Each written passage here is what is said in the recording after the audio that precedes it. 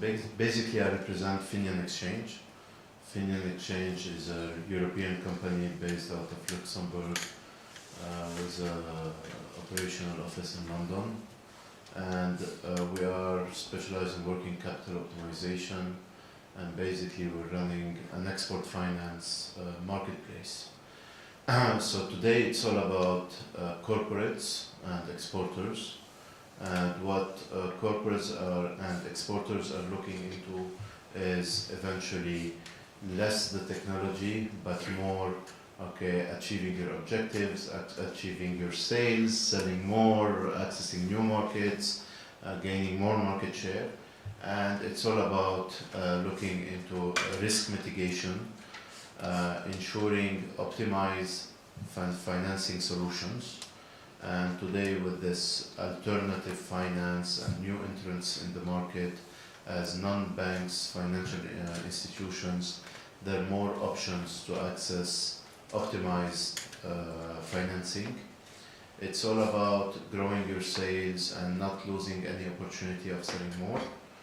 There's lots of European companies exporting towards emerging and developing markets who are facing opportunities of being able to sell more, but they're not willing to take this extra exposure and increase credit lines on specific obligors, on specific overseas buyers.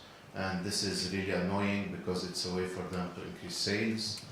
And at the end of the day, there's lots of treasury, let's say, requirements, and lots of those European companies are looking into how to ensure financing through off-balance sheet treatment, off-balance sheet transactions.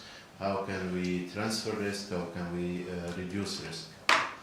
From the other side, TradeFinex, as a tool was showing you, is a nice asset class. It's a low default rate. It's short term. By short term, it obviously means lower default rates. It's self-liquidating, so at the 90 days, 120 days, what have you, it automatically liquidates. It's in a way linked to a floating rate, so you're not binded by a 2 years bond or long-term debt. And it ensures kind of an asset class that is attractive for investors who want to invest into short-term assets. And with this digital transformation, this digital conversion, like TradeFinex were showing us, this old-fashioned, let's say old-school trade finance financial instrument becomes tokenized, and this has huge value because it permits us to avoid a risk into fraud, into double financing. So it's a negotiable financial instrument that can be transferred, and as Atul was giving the example that once it's within another hand, we know where it is through the blockchain and the ledger. Okay, we can track it, it cannot be hampered, it cannot be changed. So there's a real convergence on the global market in terms of how trade finance as an asset class is shaping up. Today, if we look into the global market, the trade finance globally is financed at almost 99 to 98% by banks, while new financial institutions, non-banks, are only funding 1 or 2%. And if you compare this to the bond and derivative market and what happened in the mid-80s and 90s, today we have a balancing of around 60 to 40% between what's funded by banks and non-banks in terms of bonds.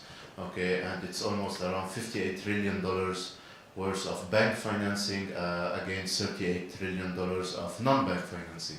In trade finance, we're almost at 99%, and what we're going to see in the near future is a rebalancing where those new non-bank FI, okay, are going to first of all contribute to enlarging the pie. So the 1.5 trillion trade finance gap will start shrinking, and today it's 1.5. 2 years back it was 1.6. So we saw already, okay, a 0.1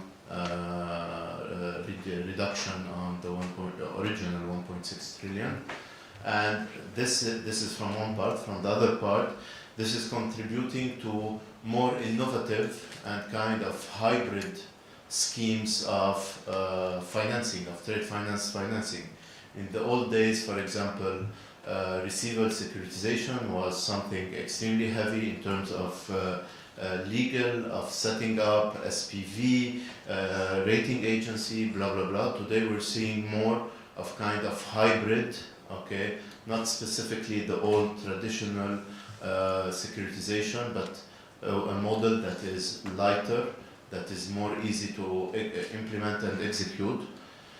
And this is how the market is changing. So as far as we are concerned as Fineon Exchange, we have built an export finance marketplace where the exporter is at the center, at the core of our value proposition.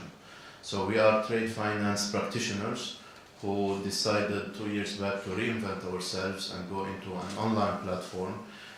We understand what are the pain points of the exporters, we know what they're looking into, how they perceive working capital, and what are their real needs. And this is how we have conceived, we have built the platform. So the platform is about 3 cornerstones: the exporters, the corporates, and what comes around them in terms of Chamber of Commerce, Industry Federation, Industry Association, the underwriters and the credit insurance market, and finally the third cornerstone are the banks and the non-banks financial institutions, so the financiers, the funders.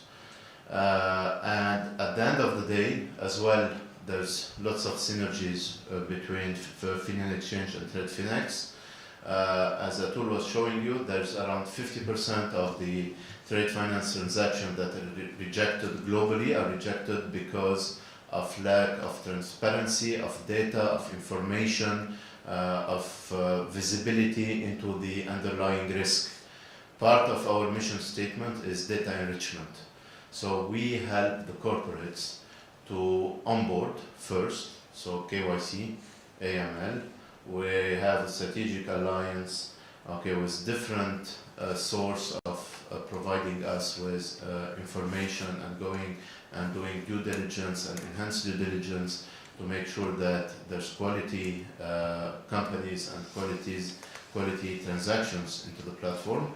And we help, we advise, and we recommend through an artificial intelligence engine the corporates on what are the documentation they need to show, what are the information they need to show, and we help them out in terms of providing those. We might propose to invite their obligors, so their overseas buyers, to come into the platform by incentivizing them through the help they're giving to their supplier to get an extended payment term of 10 days, 15 days, what have you. So it's a collaborative model, a collaborative platform. And the AI, the machine that acts as a robo-advisor, is going to play the role of a corporate RM, a corporate relationship manager, and is going to hint and help the corporate to better position his transaction.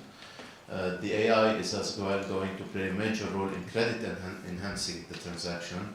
So through country risk, obligor scoring, okay, we're going to better position the transaction.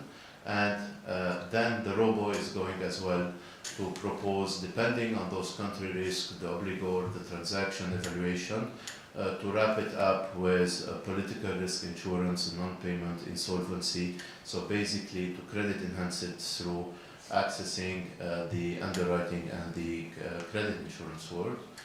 And finally, okay, we would have structured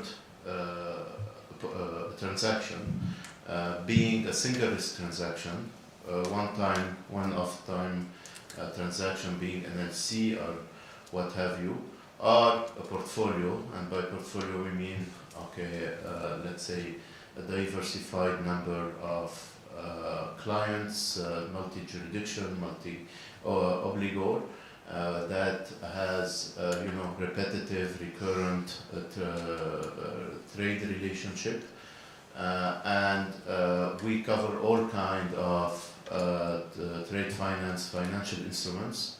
So you name it, from the documentary LC to forfeiting, asset-based lending, pure receivable discounting, to prom notes, promissory notes, bill of exchange, going the extra mile to receivable securitization. And at the end, the machine, the AI, the robo-advisor, is going to arbitrate between who are the best eligible funders, financiers that have the most appetite for this specific transaction in terms of jurisdictions, in terms of nature of the transaction, being hard commodity, soft commodity, the industry, the tenor, the ticket side, and what have you. So in fact, we're not going to show this specific transaction to 100 funders, while there's only 5 or 10 who are interested specifically into this transaction. And this is the role of the AI, and the machine learning is going to learn over time and refine the arbitration model. So in a nutshell, I'm not going to be long, we're an origination platform. We're happy to be working with TradeFinex as an origination channel, and I'm happy to answer any of your questions.